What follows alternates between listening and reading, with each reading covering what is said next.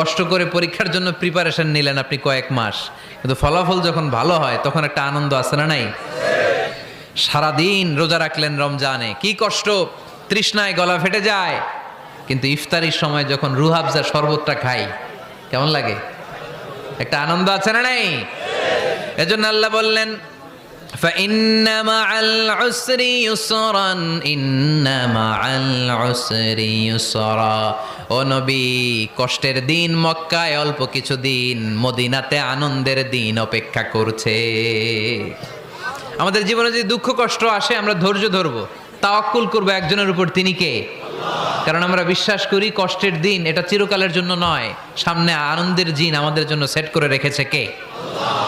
তাহলে আমরা সূরাতুল ইনশিরাহ থেকে 3টা নেয়ামতের বর্ণনা শুনলাম, বিশ্বনবীকে কি সান্ত্বনা দেয়া হলো সেটা শুনলাম। এবার 2টা গাইডলাইন শুনে তাফসীর আমরা শেষ